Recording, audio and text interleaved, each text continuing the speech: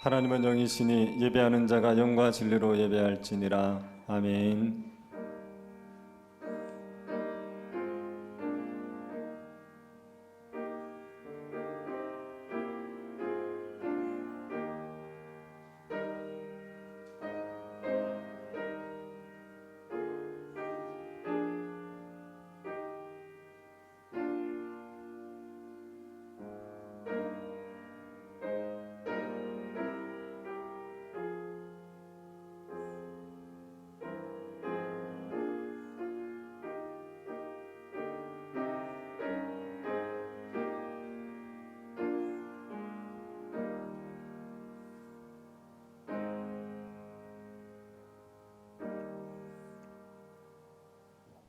거룩하시고 전능하시고 영원하신 하나님께서 우리를 주의 백성 삼으셔서 예배하게 하시니 감사드립니다.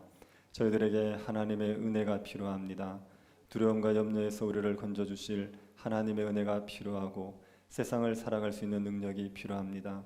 우리의 필요 때문에 하나님 앞에 나왔을지라도 우리가 예배하는 하나님이 어떤 분인지를 잊어버리지 않게 하여 주옵소서. 우리가 거룩하시고 전능하시고 영원하신 하나님 앞에 예배함을 기억하고 하나님께 합당한 영광을 돌리게 하여 주옵소서.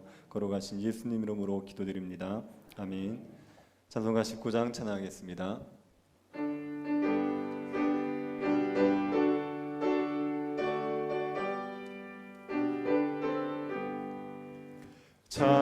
찬송하는 소리 있어 사람 기뻐하도다. 하늘 아버지의 이름 거룩거룩하도다. 세상 사람 찬양하자. 거룩하신 하나님께 할렐루야 할렐루야 할렐루야 아멘. 하나님의 나라 권세 영원토록 있도다. 하나님의 영광 나라 거룩거룩하도다. 하늘 보좌 계신 주님 세상 주관하시도다.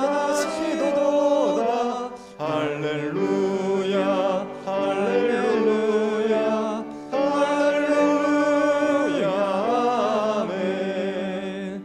하나님의 크신 섭리 그 뜻대로 되도다. 우리 아버지의 뜻은 거룩거룩하도다. 주여 속히 임하셔서 기쁜 날을 주옵소서. 할렐루야 할렐루야 할렐루야 아멘. 아멘. 사도신경으로 신앙 고백하겠습니다.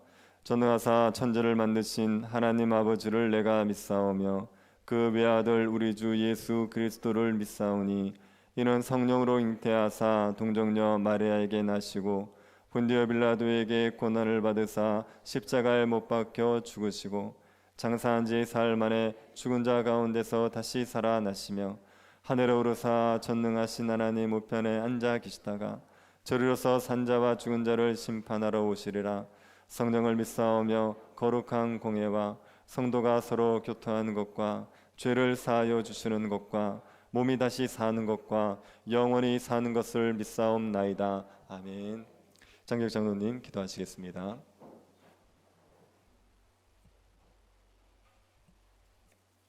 다 함께 기도드리겠습니다.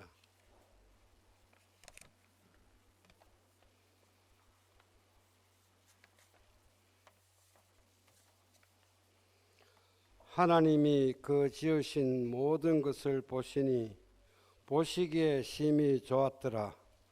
저녁이 되며 아침이 되니 이는 여섯째 날이니라. 천지와 만물이 다 이루니라. 아멘. 말씀으로 세상을 지으시고 말씀으로 역사를 주관하시는 전능하신 하나님, 말씀으로 거듭나게 하시고 은혜 가운데 늘 보호해 주셔서 감사와 찬양을 드립니다. 주시는 이도 하나님이시요 거둬가시는 이도 하나님이시니 내가 숨쉬는 동안 주님 위에 감사 찬양하게 하옵소서. 죄로 죽었던 저희들을 예수 십자가 보혈의 피로 구원하여 주시고 한없는 축복을 내려주시니 너무나 감사하고 감사하옵나이다. 지나간 날들을 돌아보며 말씀대로 살지 못하고 세상 속에 휩쓰여 주님 보시기에 아름답지 못한 우리들의 모든 허물을 고백합니다. 용서하여 주시옵소서. 은혜가 풍성하신 하나님 아버지, 어느덧 우리의 나날이 화살같이 지나가 형용할 수 없는 아름다운 색깔로 물든 가을 단풍과 은빛같이 찬란한 억새 들판을 바라보면서 창조주의 오묘하신 섭리를 깨닫게 하시니 너무나 감사합니다. 나의 마음도 푸른 하늘이 되게 하옵소서. 청고마비의 가을 하늘, 당신을 사랑하는 나의 마음도 울긋불긋 단풍이 되어 하나님께 영광 드리게 하옵소서. 나의 온전한 삶을 하나님의 도구로 써 주시옵소서. 지금 이 시간 하나님 나라를 사모하는 성도들이 모여 싸우니 예배 가운데 주님의 음성을 듣고 주님의 거룩하심을 만날 수 있는 시간이 되게 하옵소서. 때로는 어디서 와서 어디로 가는지 알지 못하였으나 이제는 하나님께로 와서 하나님께로 돌아감을 알았습니다. 드려지는 예배와 기도와 찬양과 말씀으로 하나님께 더 가까이 나아가게 하옵소서. 말씀을 전하시는 목사님에게 기름 부어 주셔서 선포되는 말씀을 통해 모든 성도들이 하나님의 음성을 듣고 은혜의 강물이 넘치게 하옵소서. 언제나 우리와 함께 하시는 하나님을 부르면 연약함 속에서도 힘이 솟아납니다. 하나님을 바라보면 어둠 속에서도 빛이 보입니다. 하나님이 옆에 계시면 우리는 어떠한 고난도 두렵지가 않습니다. 하나님께 귀 기울이면 늘 소망의 소리가 들려옵니다. 하나님을 의지하면 우리 마음은 화평과 사랑이 넘칩니다. 나의 가엾은 삶을 긍휼히 여겨주시고 하나님 아버지의 품속으로 인도하여 주시옵소서. 우리 문화교회가 십자가만을 자랑하고 예수만을 자랑하는 물샘 동산 같은 교회로 부흥 발전하게 인도하여 주시옵소서. 처음과 나중이 되시는 하나님 아버지, 우리 문화교회가 도심 재건축으로 인하여 교회 이전 문제로 기도하고 있습니다. 교회 이전 문제가 처음과 나중을 헤아리시는 하나님의 뜻에 따라 이루어지게 하여 주시옵기를 간절히 소망합니다. 코로나19 전염병이 이 지구상에 만연하여 우리의 시름이 더해가고 우리 경제의 주름이 깊어지고 있습니다. 이 땅에서 전염병이 박멸되고 하루빨리 백신이 개발되어 우리 모두 마스크 없이도 안전한 생활을 할 수 있기를 간절히 소망합니다. 각각 사정으로 이 자리에 참석하지 못한 성도들 어느 곳에 있든지 모두 기억하여 주시고 특별히 위로해 주시옵소서. 예배를 통하여 주님 홀로 영광 받으시옵소서. 이 모든 말씀은 우리를 죄에서 구원하신 예수 그리스도의 이름으로 기도하옵나이다. 아멘.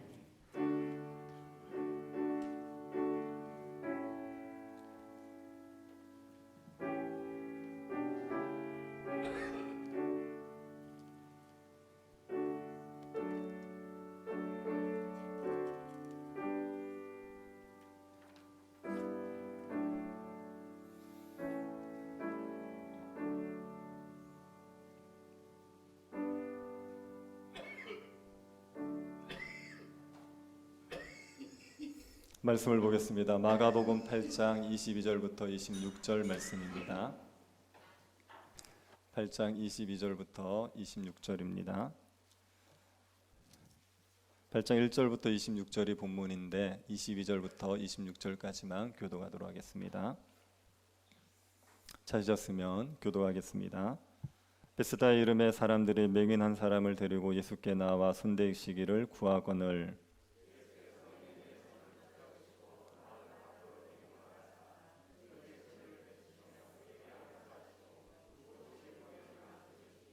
쳐다보며 이르되 사람들이 보이나이다. 나무 같은 것들이 걸어가는 것을 보나이다 하거늘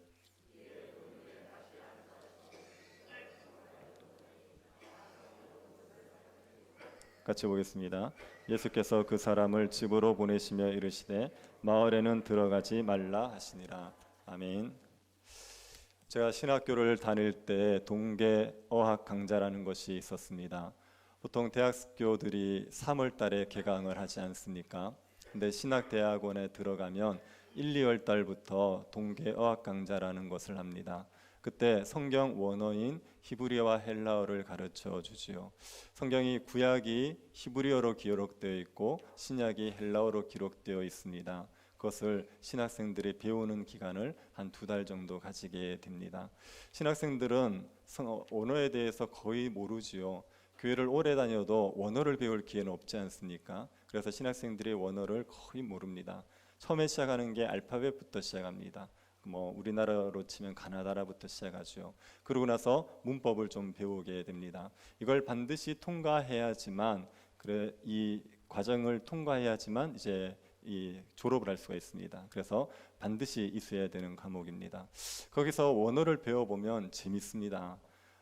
성경을 원어로 읽으면 애매하던 부분들이 더 선명해지기도 하고 몰랐던 것을 알게 되기도 하죠. 그래서 배워보면 재미가 있어서 관심 있는 신학생들은 계속 원어를 공부하기도 하지요. 그리고 원어를 좀 배우고 나면 그 다음부터 성경을 연구할 때 원어도 참고하고 그래서 설교할 때 원어는 이렇습니다, 저렇습니다 이런 얘기들도 하게 됩니다. 그런데 신학교에서 한 20년 동안 이 어학을 가르쳤던 교수님께서 신학생들에게 원어를 설교 때 사용하지 마라, 함부로 사용하지 마라 이렇게 얘기했습니다. 원어를 조금 배웠다고 해서 자기가 원어를 해석하고 원어는 이렇습니다 이런 말들을 함부로 하지 말라는 거예요.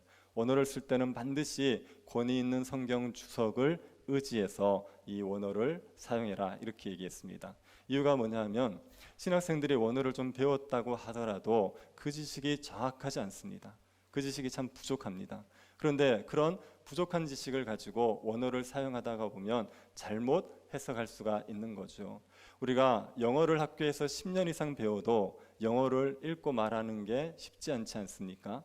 그런데 원어를 2달 정도 배우고 나서 마치 원어를 뭔가 알 수 있는 것처럼 하게 되면은 잘못된 지식을 전해줄 수가 있는 겁니다. 그래서 원어를 함부로 인용하지 말고 반드시 인용할 것 같으면 권위 있는 성경 주석을 이용해라 이렇게 얘기했습니다. 그러면서 교수님이 하셨던 말씀이 선무당이 사람 잡는다. 어설프게 아는 지식으로 사람들에게 잘못된 지식을 전할 수 있다 이렇게 얘기했습니다. 알려면 밝히 알아야 됩니다. 어설프게 알면 자기와 다른 사람에게 도움이 안 되죠. 의사가 의술을 밝히 알아야지 환자를 치료하면서 보람되게 의사생활을 할 수 있는 겁니다. 기업의 CEO가 경영에 대해서 밝히 알아야지 기업을 살리고 능력 있는 CEO로 인정받을 수 있는 겁니다. 정치인들이 정치에 대해서 해박한 지식을 가지고 있어야지 나라도 살리고 존경받는 정치인이 될 수가 있는 거죠. 어설픈 지식 가지고는 자기와 다른 사람에게 유익이 되지를 못합니다. 믿음도 마찬가지입니다. 믿음을 가지려면 분명한 믿음을 가져야 됩니다. 믿음은 반드시 나와 다른 사람을 복되게 만들게 되어 있습니다. 예수 그리스도를 믿으면 그 믿음이 분명하면 자신이 먼저 하나님 나라의 복을 누리게 되어 있어요. 자신의 삶이 너무 행복해지게 되어 있습니다. 그리고 다른 사람들에게도 복을 주게 되어 있습니다. 남편이 예수를 믿지 않습니까? 아내가 복을 받습니다. 부모님이 예수님을 믿지 않습니까? 자녀들이 복을 받게 되어 있습니다. 직장에서 상사가 예수님을 믿으면 부하 직원들이 복을 누리게 되어 있습니다. 구약의 많은 인물들을 한번 보십시오. 그 한 사람 때문에 얼마나 많은 사람이 복을 받습니까? 요셉 한 사람 때문에 요셉의 가족들이 살지요. 인근의 나라들이 살아나는 겁니다. 모세 때문에 이스라엘 백성들은 출애굽, 그 노예 생활에서 벗어나서 출애굽의 은혜를 누리지 않았습니까? 여호수아 한 사람이 이스라엘 백성들을 광야 생활에서 가나안 땅으로 인도해 드리지 않습니까? 이 다윗 때문에 이스라엘 백성들이 전성기를 누리는 걸 보십시오. 한 사람이 믿음을 가지게 되면 그와 다른 사람들이 반드시 유익을 누리게 되어 있습니다. 그런데 믿음이 분명하지 않으면 자기와 다른 사람들에게 유익이 되지 않습니다. 분명한 믿음이 아닌 사람들은 자기 자신도 복을 누리지 못할 뿐 아니라 다른 사람들도 복되게 하지를 못하는 거죠. 그래서 믿음을 가지려면 분명한 믿음을 가져야 되는 겁니다. 믿음이 분명하지 않은 사람들은 예수를 믿는다고 말하는데도 불구하고 자주 침체에 빠지게 되어 있어요. 교회를 다니는데도 두려움과 염려에서 벗어나지를 못합니다. 항상 염려 가운데 근심하면서 살아가게 됩니다. 자기의 문제가 너무나도 크기 때문에, 자기의 삶이 괴롭기 때문에 다른 사람을 도우면서 살아갈 수가 없습니다. 자기가 믿는데도 불구하고 왜 이러냐 생각할 수 있지만 그건 믿음이 분명하지 않아서 그래요. 애매하게 믿음을 가지고 있기 때문에 자기와 다른 사람에게 유익을 주지 못하는 겁니다. 오늘 우리가 살펴볼 본문에 나오는 제자들의 상태가 믿음이 분명하지 않은 상태입니다. 예수님에 대해서 믿는 것 같은데 이들의 믿음이 선명하지 않은 거죠. 그래서 이들의 믿음이 다 자기와 다른 사람들에게 유익을 주지 못하는 모습을 보여주고 있습니다. 제자들이 어떤 상태에 있는지 한번 본문을 통해서 보시지요. 예수님이 데가볼리 지역에 가셨습니다. 거기에서 귀먹고 말 더듬는 사람, 그 사람을 고쳐주셨죠. 양쪽 귀에 손을 넣으시고, 그리고 예수님의 손에 침을 뱉으시고 그 사람의 혀에 대셔서 에바다 그러면서 고쳐주지 않으셨습니까? 그 데가볼리 지역이 이방인 지역입니다. 그 데가볼리 지역에서 예수님께서 칠병이의 기적을 행하신다고요. 예수님이 이방 지역에 계셨는데도 불구하고 수많은 사람들이 예수님에게 몰려들었습니다. 예수님에 대한 소문이 이방 지역에도 났었죠. 이들이 예수님과 사흘 동안 같이 있었습니다. 이제 돌려보내야 되는데 너무너무 기진해 있는 거죠. 이 사람들에게 먹을 것이 없어서 돌아가는 길에 굶주려서 기진할 수 있는 상황이 되었습니다. 예수님께서 그들이 불쌍하셔서 제자들에게 말씀하시죠. 2, 3절 한번 보십시오. 내가 무리를 불쌍히 여기노라. 그들이 나와 함께 있은 지 이미 사흘이 지났으나 먹을 것이 없도다. 만일 내가 그들을 굶겨 집으로 보내면 길에서 기진하리라. 그 중에는 멀리서 온 사람들도 있느니라. 예수님이 무리들을 그냥 보낼 수가 없는 겁니다. 사흘을 같이 있으면서 먹을 것이 다 떨어졌는데 가다가 굶고 가다가 기진할 것 같은 겁니다. 멀리서 온 사람들도 있는데 이들을 그냥 보내기가 예수님이 너무 마음이 아프신 거죠. 그래서 제자들에게 이렇게 말씀하셨습니다. 제자들에게 이렇게 말씀하신 이유는 제자들에게 먹을 것을 주라는 얘기예요. 이 무리들을 먹이기 위해서 너희들이 적극적으로 나서라는 의미입니다. 근데 제자들이 어떤 반응을 보이고 있습니까? 4절 보십시오. 제자들이 대답하되 이 광야 어디서 떡을 얻어 이 사람들로 배부르게 할 수 있으리까? 제자들이 광야 어디에서 떡을 구하겠습니까? 제자들의 말이 맞지 않습니까? 광야에서 지금 4,000명이 있는데 이 사람들을 먹일 떡을 어디서 구하겠습니까? 제자들의 말이 맞습니다. 그런데 제자들이 오병이어의 기적을 체험했다는 걸 생각하면 제자들은 이렇게 얘기하면 안 되죠. 오병이어의 기적을 체험한 제자들이라면 자기들에게 있는 어떤 것이든지 가지고 예수님에게 와서 예수님 먹여주십시오 이렇게 얘기하지 않습니까? 오병이어를 체험하지 않았다면 이렇게 얘기할 수 있죠. 광야에서 어떻게 떡을 구하겠습니까? 그런데 그 놀라운 기적을 체험한 제자들이라면 예수님에게 우리가 가지고 있는 이것으로 예수님 먹여주십시오 이렇게 얘기하는 게 맞는 거죠. 그런데 제자들에게 그런 모습이 보이지 않습니다. 예수님이 제자들에게 묻지요. 너에게 떡 몇 개가 있느냐? 이 말에 제자들이 떡 7개가 있다고 얘기했습니다. 떡 7개를 가져왔습니다. 예수님이 그 떡 7개 축복하시고 무리에게 나눠주라 그랬습니다. 그리고 생선 2마리를 제자들이 가지고 옵니다. 2마리라서 2마리인지 3마리인지 잘 몰라요. 그냥 조금 가져온 겁니다. 근데 그것을 또 2마리를 축복하셔서 나눠주라 그랬습니다. 무리들이 배불리 먹었습니다. 배불리 먹고 몇 강주리가 남았습니까? 7강주리가 남았습니다. 오병이어의 기적에서는 다 먹고 몇 바구니가 남았습니까? 12바구니. 근데 지금 이 칠병이의 기적에서는 다 먹고도 7강주리가 남았죠. 남았다는 얘기는 다들 배불리 먹었다는 거예요. 부족함이 없이 풍족하게 먹었다는 말입니다. 예수님께서 이 오병이어와 유사한 칠병이어의 기적을 또 한 번 행하셨습니다. 이것은 예수님이 목자 없는 양들의 참된 목자가 되시는 분이라는 걸 다시 한번 보여주시는 거예요. 목자 없는 유리하고 방황하는 양들을 먹이고 돌보실 수 있는 참된 목자라는 사실을 다시 한번 보여주시는 겁니다. 그런데 오병이어의 기적과 차이가 있어요. 오병이어의 기적은 어디서 행한 겁니까? 유대지역, 유대인들에게 행한 겁니다. 칠병이어의 기적은요, 이방 지역, 이방인들에게 행한 겁니다. 예수님이 이 칠병이어의 기적을 행한 곳이 이방 지역인지 유대 지역인지 마가복음에 명확하게 기록하지 않았습니다. 약간 애매하게 되어 있습니다. 그런데 많은 주석가들이 이 지역이 이방 지역일 거라고 추측을 합니다. 그리고 예수님이 유대인들의 목자만 되기 위해서 오신 건 아니지 않습니까?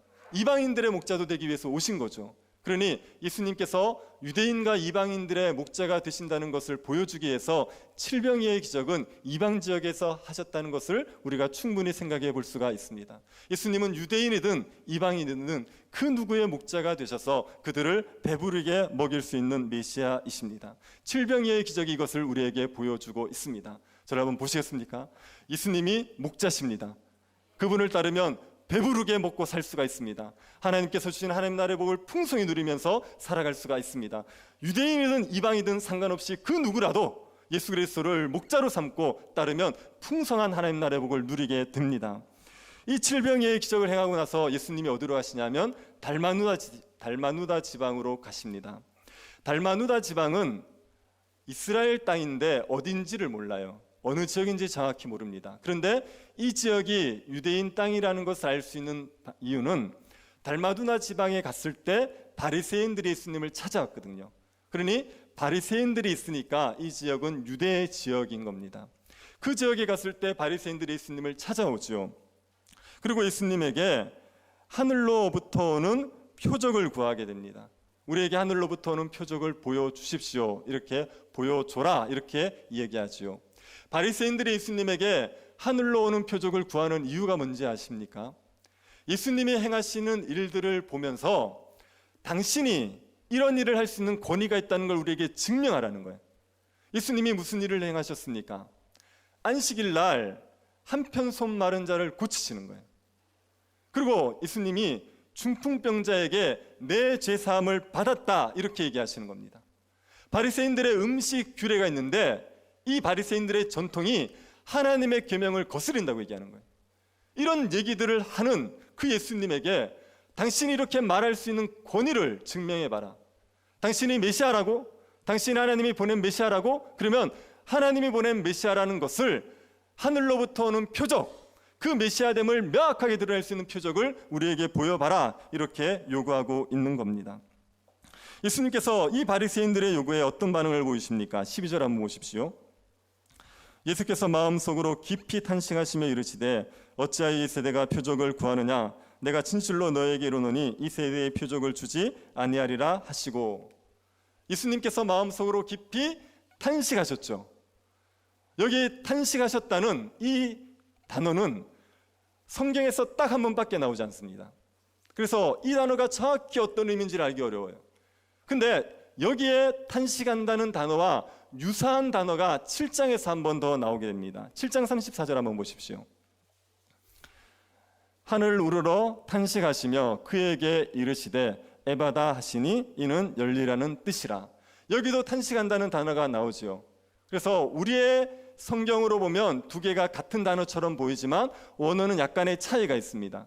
그렇지만 두 개가 유사한 단어입니다. 예수님께서 귀먹고 말 더듬는 그 사람을 보면서 탄식하셨어요. 그런데 예수님께서 바리새인들이 표적을 구하자 그들을 보면서도 탄식하셨습니다. 같은 반응을 보이지 않습니까? 그러면 우리가 이렇게 생각해 볼 수 있죠. 귀먹고 말 더듬는 사람하고 바리새인이 유사한 사람이라고. 귀먹고 말 더듬는 사람은 어떤 사람입니까? 들어도 깨닫지를 못합니다. 깨닫지를 못하니까 바른 신앙 고백을 못하는 사람이란 말이에요. 바리새인들이 똑같은 사람들이에요. 예수님에 대해서 수많이 듣지만 그러나 깨닫지를 못합니다. 예수님이 어떤 분인지를 몰라요.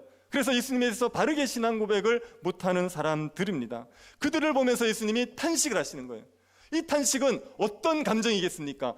분노겠습니까? 안타까움이겠습니까? 안타까움이죠. 안타까운 거죠. 귀먹고 말도 듣는 사람 보면서 안타깝지 않습니까?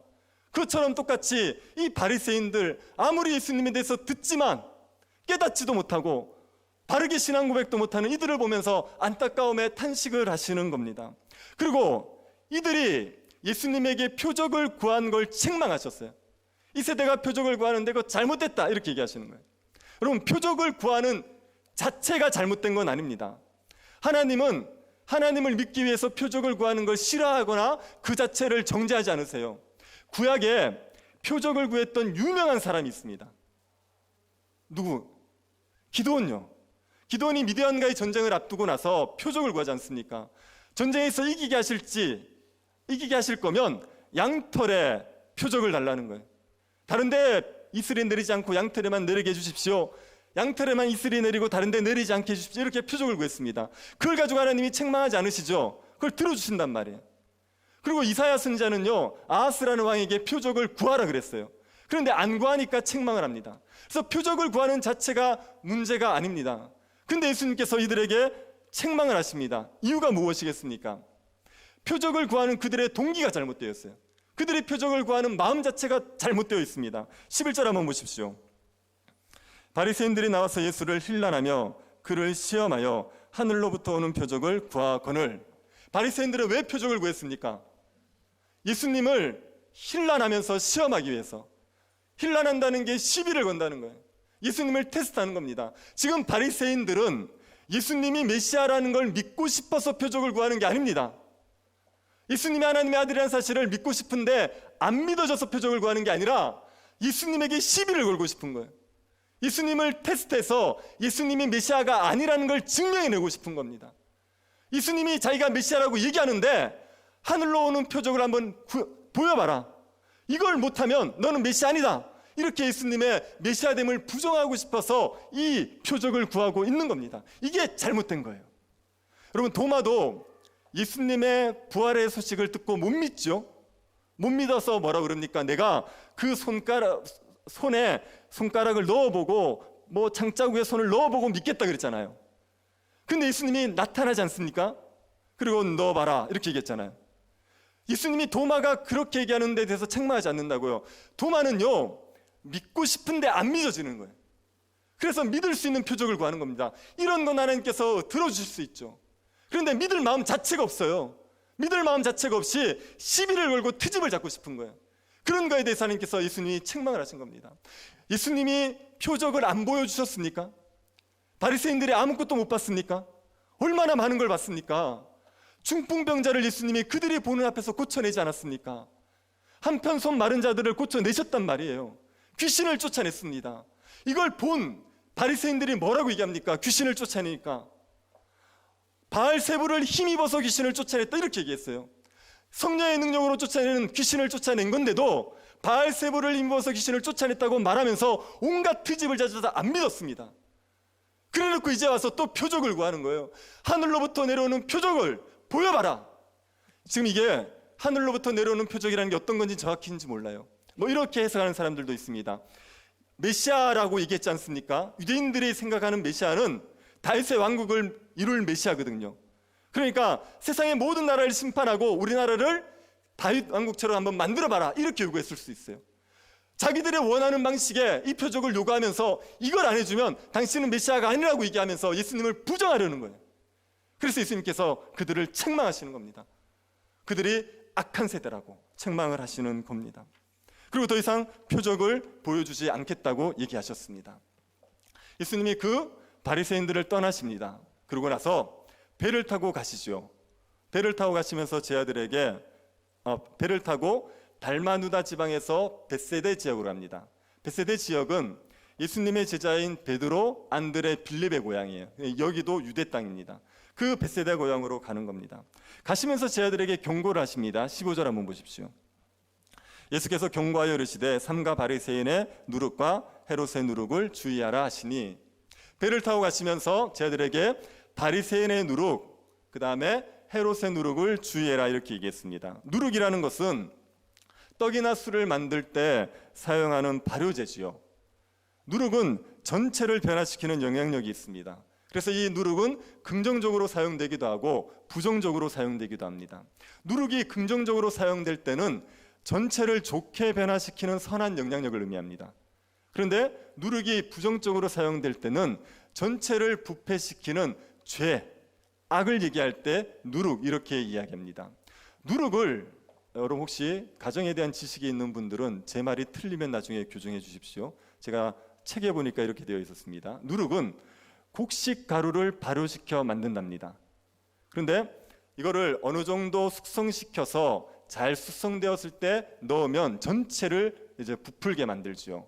근데 누룩을 숙성을 시키는데 이게 상하는 경우가 있는 거예요. 너무 많이 해서 상하게 되면 이 누룩을 반죽에 넣으면 전체가 상해버리는 거예요. 그래서 이제 이 누룩이 전체를 상하게 한다는 측면이 악이 공동체 전체를 부패시킨다는 것과 유사한 거죠. 그래서 이 누룩을 죄, 악에다가 비유를 하는 겁니다. 지금 예수님께서 바리새인의 누룩, 헤롯의 누룩을 주의해라 이렇게 얘기했습니다. 뭘 주의하라는 거겠습니까? 바리새인과 헤롯의 누룩이 뭐겠습니까? 앞에 사건을 보면요, 바리새인들의 완악함, 헤롯의 완악함입니다.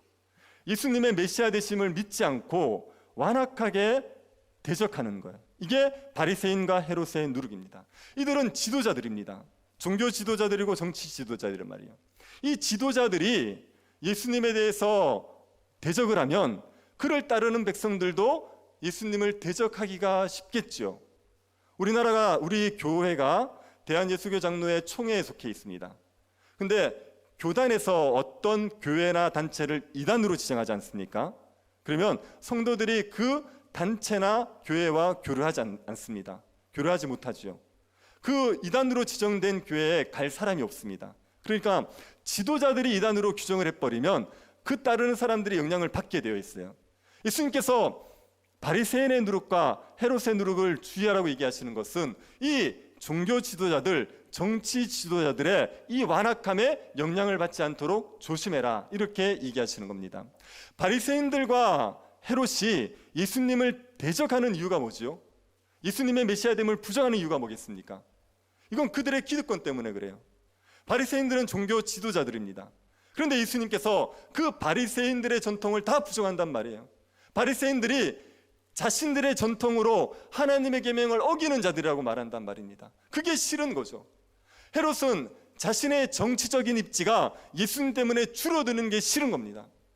자기가 가지고 있는 기득권, 여기에 방해를 받고 이거를 놓기가 싫으니까 예수님을 대적하는 거죠. 이런 완악함에 영향을 받지 마라. 이런 완악함에 물들지 마라. 이게요, 바리새인과 헤롯의 누룩을 주의하라는 얘기입니다. 예수님께서 이 중요한 얘기를 하고 있는데요, 지자들이 그 누룩이라는 얘기를 듣고 무슨 생각을 하죠? 떡을 생각하는 거예요. 지금 제 아들이 배를 탈 때 떡을 안 챙겨왔습니다. 도시락을 챙기지 않았어요. 배에 떡이 한 개밖에 없어요. 사람은 13명인데 떡은 한 조각밖에 없습니다. 그래서 예수님께서 누룩 이렇게 얘기하자, 바리새인과 헤롯의 누룩 이렇게 얘기하자 떡을 생각하는 거예요. 아, 우리가 떡을 안 가져왔지. 떡을 안 가져왔으니까 어떡하지? 그리고 자기들끼리 수근수근거리고 있는 겁니다. 예수님은 지금 중요한 진리를 얘기하고 있는데 이 제자들은 떡의 문제에 매여가지고 예수님의 말이 귀에 들리질 않는 거예요. 여러분, 제자들의 이런 상태가 이해가 되시죠? 우리의 삶에 떡의 문제가 걸려있지 않습니까?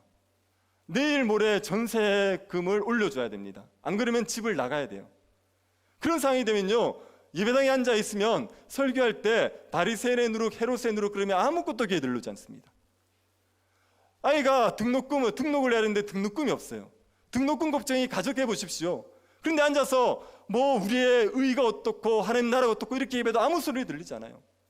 예배 드리다가 가스레인지에 불 켰나 껐나 이것만 생각해도요, 말씀이 안 들리는데요, 지금부터 말씀을 못 들을 몇 분이 계시게 돼 있어요. 이게 자기의 걱정에 잔뜩 사로잡히면 하나님의 말씀이 들리지 않는 거예요. 제 아들이 지금 그 떡의 걱정에 사로잡혀서 예수님이 하시는 얘기가 들리지 않고 자기들끼리 떡이 없다고 수근거리고 있는 거예요. 예수님께서 그들에게 뭐라고 얘기하십니까? 예수님이 8가지의 질문으로 그들을 책망하신다고요. 너희가 어찌 떡이 없음으로 수근거리느냐? 아직도 알지 못하며 깨닫지 못하느냐? 너희 마음이 둔하냐? 너희가 눈이 있어도 보지 못하며 귀가 있어도 듣지 못하느냐? 또 기억하지 못하느냐? 내가 떡 5개로 5,000명에 떼어줄 때에 조각 몇 바구니를 거두었더냐? 내가 떡 7개로 4,000명에 떼어줄 때에 조각 몇 광주리를 거두었더냐? 아직도 깨닫지 못하느냐? 8가지의 질문으로 예수님께서 이들을 책망하시는 거예요. 제자들이 예수님에게 엄청나게 혼을하고 있죠. 떡 1개밖에 없다고 걱정하고 있는데 제자들의 말씀을 듣지 못하는 그들에게 예수님께서 너희들이 아직도 깨달음이 없느냐고 책망을 하시는 겁니다. 예수님과 함께 있으면서 떡을 걱정한다는 게 말이 됩니까 안 됩니까? 예수님이 어떤 분이셨죠? 떡 5개로 5,000명을 먹였다니까요. 떡 7개로 4,000명을 먹였단 말이에요. 그 예수님 같이 배를 타고 가고 있으면서 떡이 1개밖에 없다고 걱정을 하고 있어요. 그것 때문에 예수님의 말씀을 듣지를 못하고 있습니다. 아니 떡이 1개밖에 없으면 예수님이 굶깁니까? 5개로 5,000명을 먹이신 예수님은 1개로는 13명을 못 먹입니까? 말이 안 되는 얘기지 않습니까? 제 아들은 그 예수님을 옆에 두고도 떡이 없음으로 말미암아 지금 걱정하고 염려하고 있는 겁니다. 제 아들은 무엇을 깨닫지 못하고 있는 겁니까? 제 아들이 예수님이 어떤 분인지를 깨닫지 못하고 있는 거예요. 예수님이 하나님의 아들이라는 것을 깨닫지 못하고 믿지를 못하고 있는 겁니다. 예수님이 하나님의 아들인가이라고 얘기하지만 그러나 그들의 마음에 이게 확신이 안 되는 거예요. 아직 예수님이 정말 하나님의 아들이 맞는가 아닌가에 대해서 명확하지가 않은 겁니다. 선명하지 않으니까 그러니까 떡 1개 때문에 예수님의 말씀을 듣지 못하고 걱정하고 염려하고 있는 거죠. 이 제자들의 모습이 반쯤 눈뜬 벳세다 소경의 모습입니다. 예수님이 벳세다에 갔을 때 한 소경을 예수님에게 데려오죠. 이 사람을 예수님이 마을 밖으로 데려가셨어요. 그리고 그의 눈에 침을 뱉으십니다. 침을 뱉는다는 얘기는 그의 눈을 치료해 주겠다는 거예요. 그리고 안수하셨습니다. 안수하셨더니 이 소경이 눈을 떴어요. 아무것도 보지 못하던 사람이 눈을 뜨고 보게 되었습니다. 사람이 보입니다. 이렇게 얘기했어요. 그런데 그 다음에 이 소경이 자기의 상태를 정확하게 다시 얘기하죠. 사람이 보인다고 얘기했는데 그 다음에 뭐라 그럽니까? 나무 같은 것이 걸어가는 게 보인다 그랬어요. 보기는 보는데 사람이 보이는 게 아니에요. 나무 같은 것이 걸어가는 게 보이는 겁니다. 이 소경은 눈을 뜬 겁니까 안 뜬 겁니까? 이게 뭐 흐리멍텅한 거죠. 뜨긴 떴는데 제대로 못 보는 겁니다. 그래서 예수님께서 다시 안수하신다고요. 다시 안수하셨더니 밝히 보았습니다. 사람을 나무 같은 것으로 보지 않고 정말 사람으로 다시 보게 되었습니다. 예수님이 왜 벳세다 소경을 2번에 걸쳐서 고치셨죠? 예수님이 그때 기력이 좀 딸리셨습니까? 능력이 좀 부족하셨습니까? 원래 소경은 고치기가 어려워서 2번 정도는 안수해야지 고치는 겁니까? 그런 개념이 아니지 않습니까? 예수님께서 주고 싶은 깨달음이 있는 거예요. 제 아들에게 너희들의 영적 상태가 이들과 같다는 거예요. 너희들이 예수님이 나를 믿는다고 말하지만 아직 내가 어떤 분인지 정확히 모른다. 너희들은 나를 보는 것 같지만 정확히 못 보고 있다.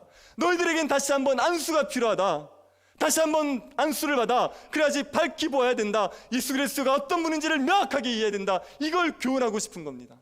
그래서 예수님께서 이 벳세다 소경을 2번에 걸쳐서 고치신 겁니다. 이 제자들은 예수님에 대해서 믿음이 있어요. 예수님을 믿으니까 따라다니지 않았겠습니까? 그런데 이들은 아직 어디에 이르지 못했습니까? 주는 그리스도시요 살아계신 하나님의 아들이라 이 고백이 선명하잖아요. 예수님이 하나님의 아들인지 아닌지에 대해서 아직도 애매모호한 겁니다. 예수님이 하나님의 아들이심을 분명히 고백할 수 없는 상태예요. 그게 반쯤 눈뜬 상태라고요. 보기는 보는데 믿기는 믿는데 그 믿음이 분명하지 않은 애매한 상태인 겁니다. 그게 어떻게 드러납니까? 떡이 없는 것 때문에 염려하는 것으로 드러난다고요. 문제만 생기면 걱정하는 것으로 드러난다고요.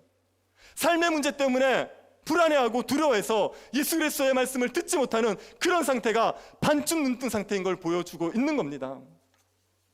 여러분, 우리는 어떻습니까? 우리는 밝히 보고 있습니까?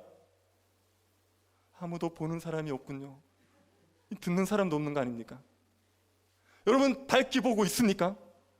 예수님이 하나님의 아들인 것을 밝히 믿고 계십니까? 사람이 나무 같은 것으로 보입니까? 아니면 사람으로 보입니까? 예수님이 하나님의 아들로서 오병이의 기적을 행하신 그분, 광야에서도 사람들을 먹일 수 있는 그분이라는 것을 여러분이 믿고 계십니까? 여러분, 우리가 그 믿음 가운데 있다면 떡의 문제로 염려하지 않겠지요. 우리의 먹고 사는 문제로 염려하지 않지 않겠습니까? 이 땅의 떡의 문제들 때문에 하나님의 말씀에 관심 없고 하나님 나라에 관심 없고 그저 땅의 것에 매어 사는 그런 사람들을 살지 않겠습니까?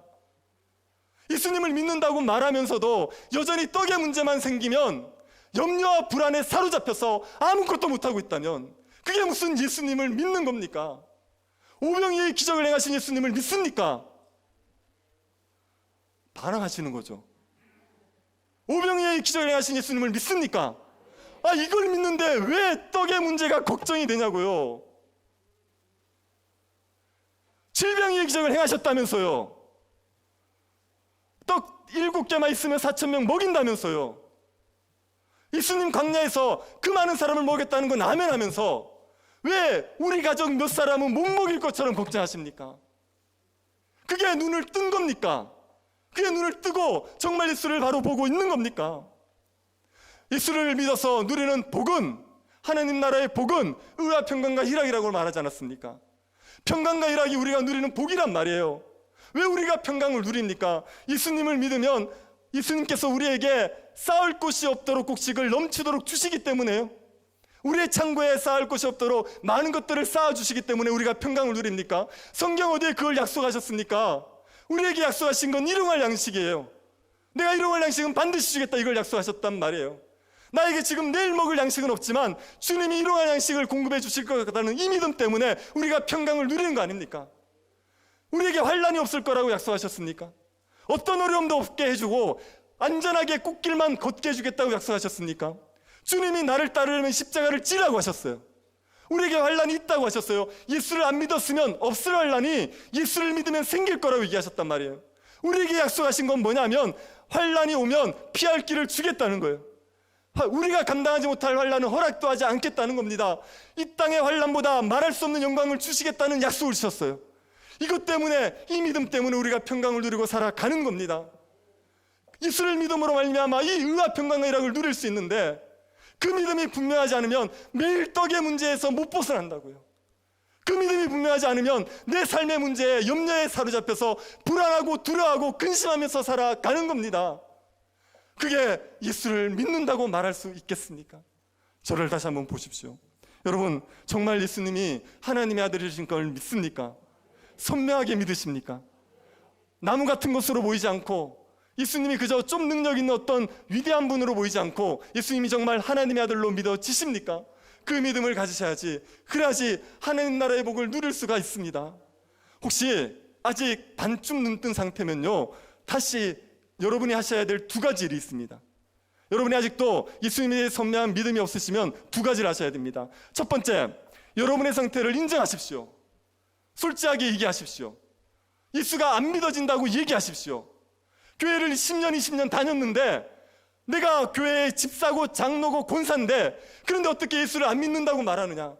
부끄러워서 못한다, 그러지 마시고 여러분의 상태를 솔직하게 인정하셔야 됩니다.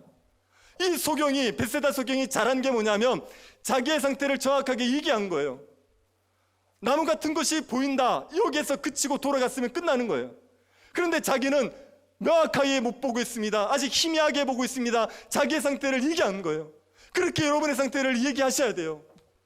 교회를 30년을 다녔는데 아직도 떡의 문제가 해결이 안 돼서 조그만 어려움이 오면 염려에 사로잡힌다면 아직 여러분이 예수를 선명하게 믿지 않는다고 인정하시고 다시 예수에게 안수를 받으셔야 됩니다. 예수님에게 다시 안수를 받는다는 건 다른 거 아니에요. 여러분이 말씀을 연구하시고 보신다는 얘기예요. 예수님에게 안수 받는다는 건 예수님을 알기를 힘쓴다는 얘기입니다. 예수님을 알기를 힘쓰고 성경에 기록된 예수님의 하신 일들을 알기를 힘쓴다는 게 예수님에게 다시 안수를 받는 겁니다. 유명한 청교도 목회자가 우리가 확신을 가지고 살아갈 수 있는 지침에 대해서 이런 말을 했습니다. 하나님을 확실히 신뢰하기 위한 주요 수단은 하나님을 아는 것이다. 하나님의 명령이나 움직임이나 허락이 없으면 우리가 두려워할 수 있는 모든 것이 아무것도 아니며 아무것도 할 수 없음을 아는 것이다. 하나님이 자신을 신뢰하도록 당신을 얼마나 많이 부르고 계시는지 알기 위해 하나님의 약속을 건전하고 분명하고 분명히 이해하려고 노력하라. 참새 한 마리가 땅에 떨어지는 것을 관여하시고 사람의 머리카락까지 세고 계신 하나님의 섭리를 믿고 기억하라. 이 청교도가 우리가 신뢰하면서 살아갈 수 있는 방법으로 제시하는 게 알라는 거예요. 이해하라는 거예요. 기억하라는 겁니다. 알고 이해하고 기억하는 게 우리가 하나님, 예수님을 신뢰하고 살아갈 수 있는 확실한 방법입니다. 그러니 여러분이 성경을 통하여서 하나님이 하신 일을 이해하려고 하시고 알려고 하시고 그것을 기억하셔야 됩니다. 이게 다시 안수를 받는 거고, 그래야 우리의 눈이 밝아지게 되어 있습니다. 여러분, 성경에 대해서 희미하게 알면요, 여러분의 믿음이 희미하게 되어 있어요. 이거는 중요하니까 한번 따라 하시겠습니까? 성경이 희미하면 믿음이 희미하다. 누가 만든 말인지 아십니까? 제가 만든 겁니다. 방금 만들었는데 너무 잘 만들었습니다. 성경이 희미하면 믿음이 희미하다고요. 어떤 분들이 덮어놓고 믿지요. 성경을 한 번도 안 보고 믿어요. 제가 주님의 특별한 섭리와 자비하심 때문에 그럴 수 있다고 생각해요. 정말 쪽 복음만 듣고도 믿을 수 있다고 생각해요. 그런데 믿음이라는 것은 삶을 의탁하는 겁니다. 내 삶을 거기에다 다 거는 거예요. 다 걸려 그러면요, 충분히 알지 못하고는 못 걸어요. 여러분이 처음 만난 남자와 결혼하시겠습니까? 생긴 게 잘생겼다고, 매너가 좋아 보인다고. 결혼하려고 그러면요, 온갖 조사를 다 하거든요.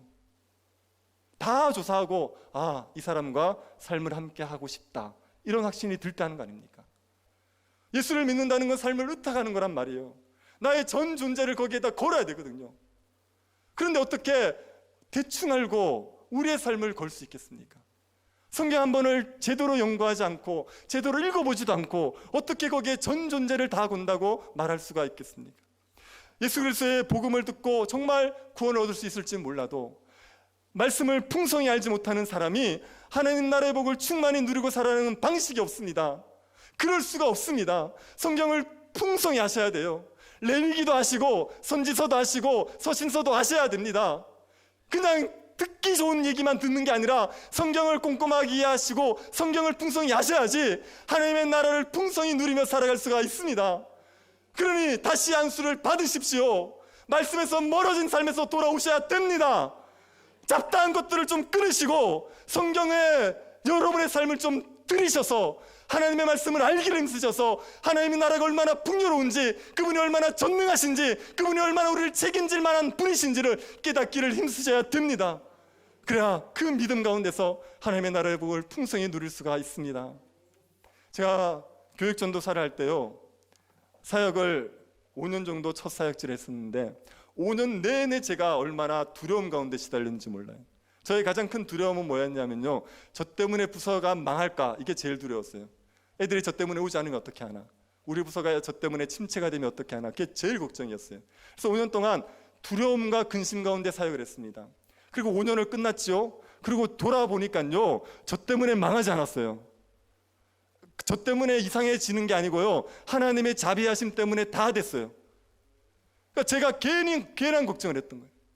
그래서 깨달은 게 뭐냐면, 걱정만 안 했으면, 두렵지만 안 했으면 5년의 사역이 너무 즐거웠을 것 같아요.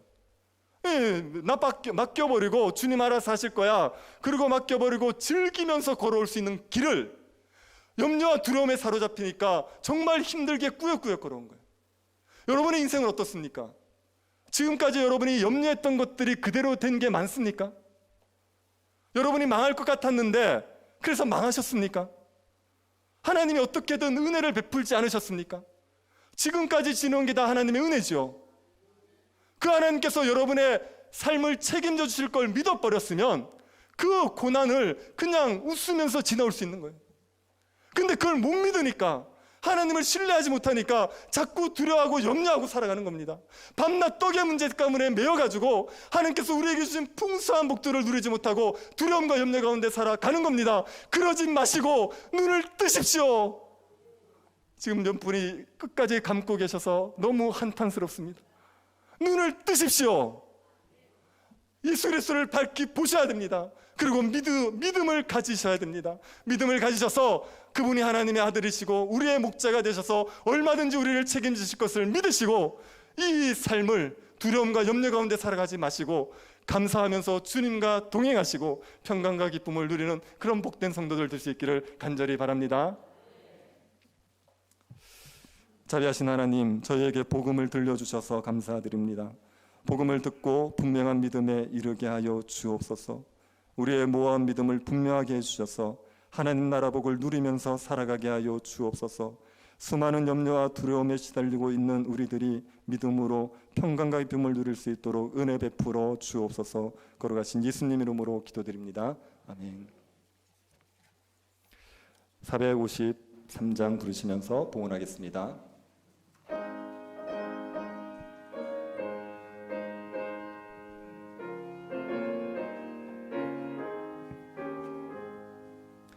예수도 알기 원하네. 크고도 넓은 은혜와 대속해 주신 사랑을 간절히 알기 원하네. 내 평생의 소원, 내 평생의 소원, 대속해 주신 사랑을 간절히 알기 원하네. 성령이 스승되셔서 진리를 가르치시고 거룩한 뜻을 깨달아 예수를 알게 하소서. 내 평생의 소원, 내 평생의 소원, 대속해 주신 사랑을 간절히 알기 원하네. 성령의 강화 받아서 하나님 말씀 배우니 그 말씀 안절안절히 내 맘에 교훈 되도다. 내 평생의 소원, 내 평생의 소원, 대속해 주신 사랑을 간절히 알기 원하네. 예수가 계신 보좌는 영광에 둘려 있도다. 평화의 왕이 오시니 그 나라 왕성하도다. 내 평생의 소원, 내 평생의 소원, 대속해 주신 사랑을 간절히 알기 원하네. 우리의 방패와 상급이 되시는 하나님께 감사드립니다. 환난 가운데서 우리를 보호하여 주시고 우리에게 필요한 모든 것을 공급하여 주심을 감사하며 저희들이 예물을 드립니다. 과부의 두렵돈을 기뻐 받으신 하나님께서 우리의 작은 예물을 기뻐 받아 주시고 주의 일에 사용하여 주옵소서. 자비하신 아버지께서 여러 가운데 있는 성도들을 지켜 주옵소서. 입시와 취업을 준비하고 있는 수험생들이 지혜와 평강과 건강을 누리게 하여 주옵소서. 질병으로 고통받고 있는 성도들에게 치유의 역사를 허락하여 주옵소서. 물질로 인해 고통받고 있는 성도들에게 피로를 채워 주옵소서. 염려와 걱정 가운데 불면의 밤을 보내고 있는 성도들에게 평안을 허락하여 주옵소서. 모든 성도들의 가정이 주의 은혜로 평강하게 하시고 주의 나라를 위해서 쓰임받게 하여 주옵소서. 걸어가신 예수님 이름으로 기도드립니다. 아멘. 장로님 나오셔서 선고하시겠습니다. 교회 소식 전하겠습니다. 새로 오신 분이나 영종에 오신 분들을 환영합니다. 새가족 등록을 하실 분은 교역자님에게 말씀해 주시기 바랍니다. 2부 예배 후에 행정당회로 모입니다. 학습 세대 공부가 성례주의를 위한 학습 세대 입교 교육이 있습니다. 해당자들은 아래 교육 일정에 참여해 주시기 바랍니다. 교육 시간은 오늘 주일 2부 예배 후에 진행하겠습니다. 교육 장소는 학습 아셀 입교 세례 유초동부, 문답당에는 10월 31일 토요일 오후 5시 유초동부실에서 있습니다. 학습 세례식은 11월 1일 주일 오전 11시 삼청 본당에서 있습니다. 이전 추진위원회에서 이전 연경으로의 이전이 부결된 이후에 교회당 이전을 다시 한번 추진해 보기로 했습니다. 그래서 이전 추진위원회를 새롭게 구성했습니다. 위원장에는 박형수 장로, 부위원장 최태원 장로, 서기 박찬욱 집사, 위원은 이국현, 우홍열, 장격, 김절철 장로, 남명예 권사, 강섬엽, 전상훈, 박찬욱, 장진석 집사입니다. 교인 출입 카드를 교회 출입 시에 지참해 주시기를 바랍니다. 지난주 등록하신 분은 강신자 씨입니다. 나머지는 주보를 참조해 주시기 바랍니다. 이상입니다. 다 같이 일어나셔서 주기도 문성 찬송하고 축도 예배를 마치겠습니다.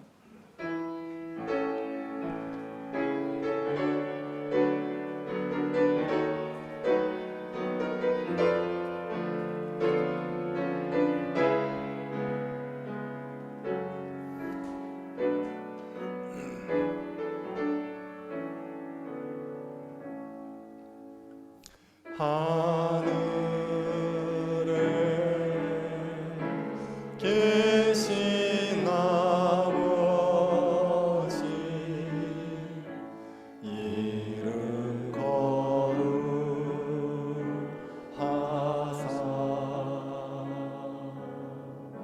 주님 나라 임하시고 뜻이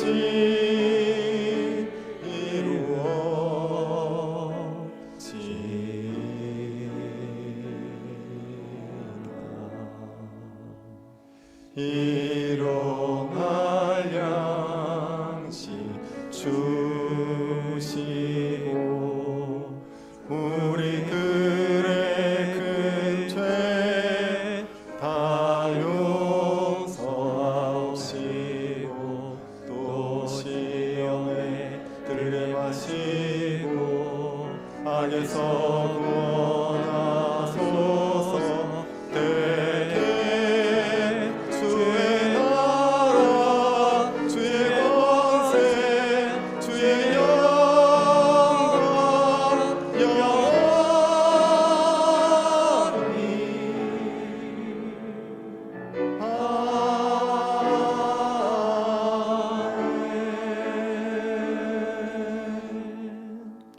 지금은 우리 주 예수 그리스도의 은혜와 하나님의 사랑과 성령의 교통 위로하심이 사랑하는 주의 백성들의 머리 위에 지금으로부터 영원토록 함께 있을지어다. 아멘.